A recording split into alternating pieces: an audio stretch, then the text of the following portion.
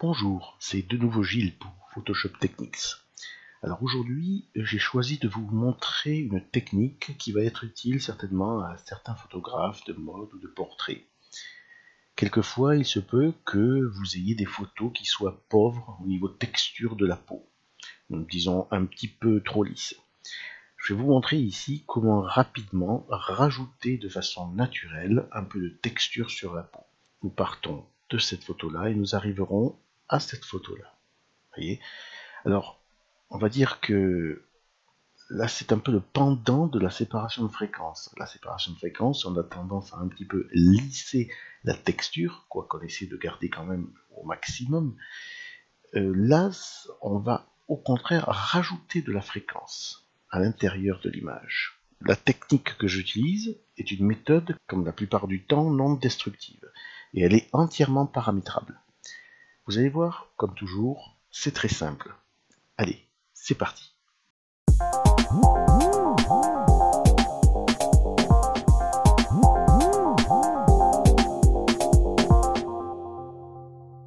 Alors, dans un premier temps, je vais glisser le groupe travail dans la poubelle pour repartir de scratch avec l'image de base. Alors ici, je trouve que l'image est un peu pâle, est un peu claire, donc nous allons essayer de l'assombrir, et pour cela, je vais utiliser un calque courbe. Je prends un point, je le descends, et on va donner des valeurs 158, et on va descendre aux alentours de 91, voilà, très bien comme ceci. Alors, pour la base de mon travail de texture, j'ai besoin d'un nouveau calque que je mets au-dessus. Je vais le remplir à 50% de gris. Je valide.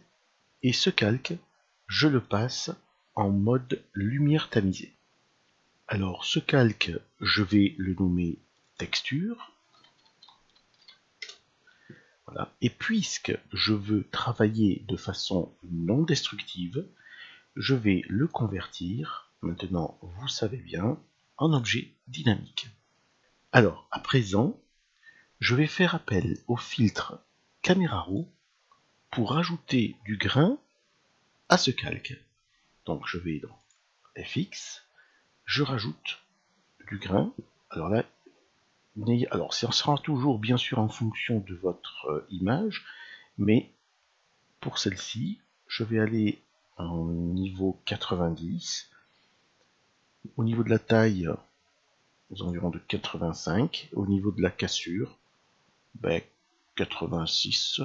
Voilà, j'ai une texture qui me satisfait. Je clique sur OK. On voit tout de suite que l'on a rajouté du bruit à l'image. Maintenant, il nous reste à travailler ce bruit. Et pour cela, nous allons rajouter un autre filtre. Nous allons dans Esthétique, Estampage.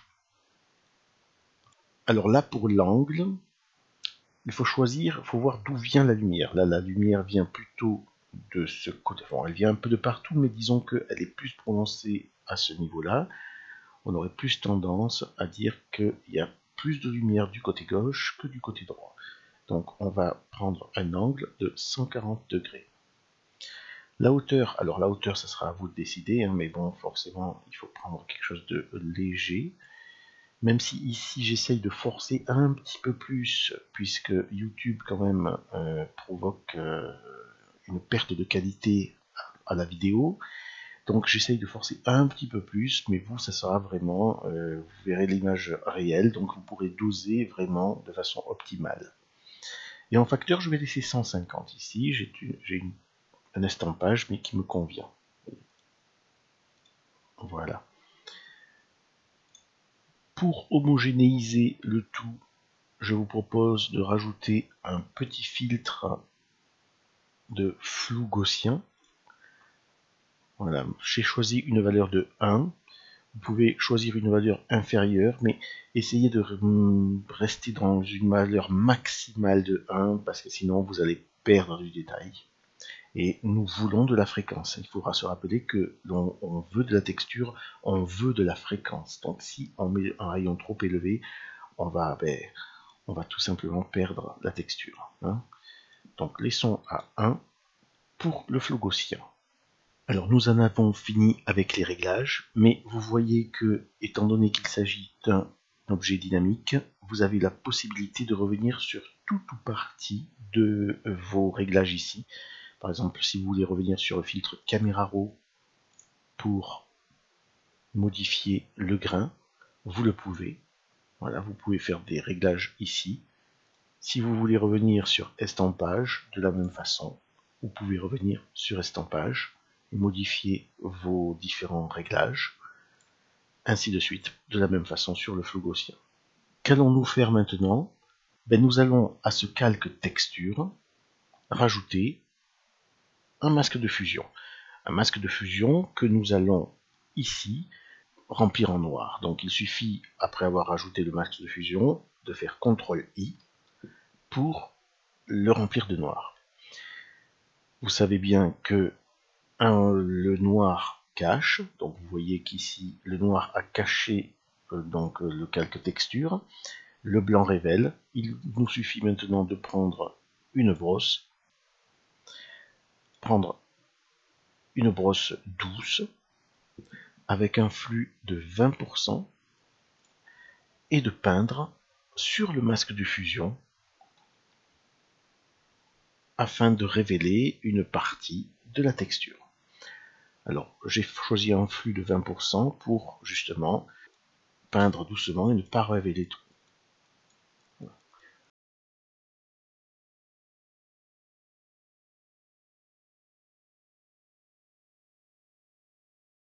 Pas sur les lèvres par exemple, pas dans les yeux, pas sur les yeux, il y a très peu de texture ici, c'est un endroit assez lisse du visage. Un petit peu ici, voilà. Sur les flancs du nez, de temps en temps, nous en avons, voilà, sur les flancs du nez, très peu ici, on va vraiment donner juste 2 petits coups. Nous avons la possibilité, oui, d'en mettre sur le menton.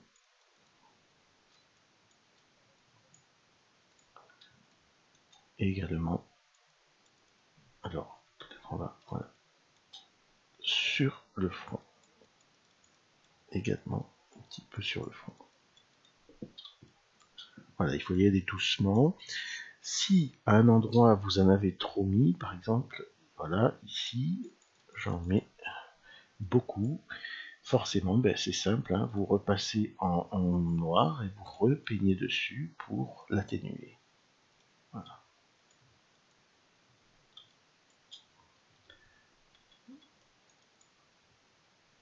C'est un petit peu trop. Voilà.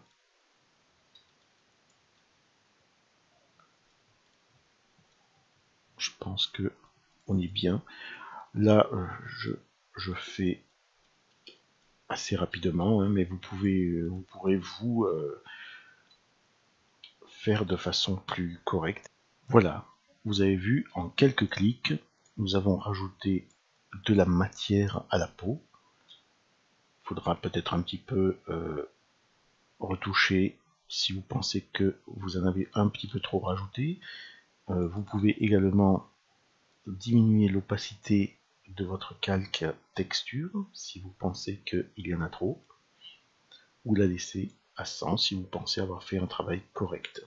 Vous pourrez même, après la peinture sur le masque de fusion, remodifier les valeurs. Par exemple, voilà, monter un petit peu, bon là c'est un petit peu trop, c'est normal, hein, je vous le dis, mais modifier ceci, ou monter ça et diminuer la hauteur de pixels, à vous de voir.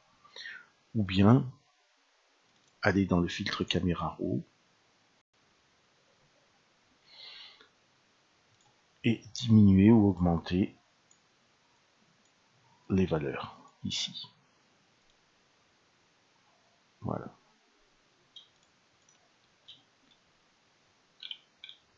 Voilà comment de cette image, on est passé à celle-ci. Voilà, ce tutoriel est à présent terminé. Je vous propose, si vous avez aimé cette vidéo, de mettre un j'aime. N'oubliez pas de vous abonner à ma chaîne, c'est important pour perpétuer les vidéos, les tutoriels. N'oubliez pas également de cliquer sur la petite cloche pour être averti des prochaines vidéos. Et puis moi je vous dis à très bientôt pour de nouvelles aventures artistiques. Allez, salut!